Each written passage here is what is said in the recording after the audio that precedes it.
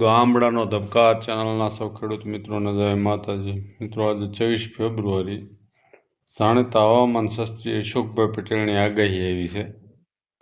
તાપમાન, ઝાકળ, ટેમ્પરેચર વિશે અને અસ્થિરતા વિશે એની વિગતો જોઈએ તો 24 ફેબ્રુઆરી 2024 મુજબ હવામાન અપડેટ. હાલની તાપમાનની સ્થિતિ: આ સમયગાળા દરમિયાન સૌરાષ્ટ્ર ગુજરાત અને કચ્છના મોટા ભાગમાં નોર્મલ મહત્તમ તાપમાન અંદાજે 33થી 34 ડિગ્રી આસપાસ ગણાય. 25 ફેબ્રુઆરીએ ઘણા વિસ્તારોમાં મહત્તમ તાપમાન નોર્મલ કરતાં 1થી 3 ડિગ્રી વધુ નોંધાયું હતું. 25 ફેબ્રુઆરી 2024માં નોંધપાત્ર મહત્તમ તાપમાન અમદાવાદમાં 36.4 ડિગ્રી, વડોદરામાં 35.8 ડિગ્રી, ભુજમાં 36.4 ડિગ્રી, રાજકોટમાં 36 ડિગ્રી, ડીસામાં 35.7 અને અમરેલીમાં 35.5 ડિગ્રી હતું.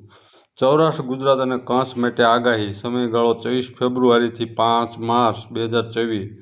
તાપમાન પ્રવૃત્તિ: હાલના દિવસ દરમિયાન તાપમાન નોર્મલ કરતાં વધુ ચાલી રહ્યું છે. ફેબ્રુઆરીના બાકીના દિવસોમાં મહત્તમ તાપમાનમાં અંદાજે 2 ડિગ્રીનો ઘટાડો થવાની શક્યતા છે, જેના કારણે તાપમાન નોર્મલની નજીક આવશે. આ સમયગાળા દરમિયાન મહત્તમ તાપમાન નોર્મલથી 1 ડિગ્રી વધુ અથવા 1 ડિગ્રી ઓછું રહેવાની સંભાવના છે.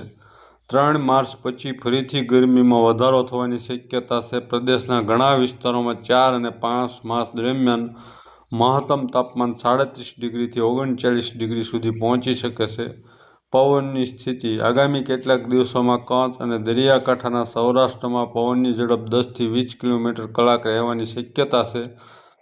સમગ્ર વિસ્તારમાં સામાન્ય રીતે પવનની ઝડપ 7થી 15 કિલોમીટર કલાક રહેશે, જ્યારે કેટલાક દિવસોમાં ઝાટકાના પવનની ઝડપ 25 કિલોમીટર કલાક સુધી પહોંચી શકે છે.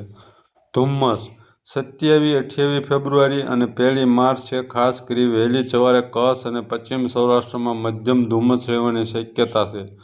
ઉત્તર પૂર્વ અરબી સમુદ્રમાં 27-28 ફેબ્રુઆરી દરમિયાન સૌરાષ્ટ્રના દક્ષિણ-પશ્ચિમ તરફ આવેલા ઉત્તર પૂર્વ અરબી સમુદ્ર વિસ્તારમાં હવામાનમાં થોડી અસ્થિરતા જોવા મળવાની શક્યતા છે. સારાંશ: ફેબ્રુઆરીના બાકી દિવસોમાં અંદાજે 2 ડિગ્રીનો તાત્કાલિક ઘટાડો થયા બાદ માર્ચની શરૂઆતથી ફરી તાપમાનમાં વધારો થવાની શક્યતા છે.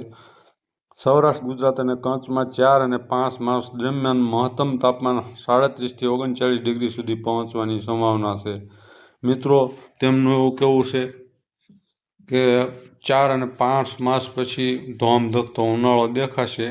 39 ડિગ્રી સુધી તાપમાન પહોંચે એટલે ઉનાળાની રિયલ ફિલિંગ આવશે.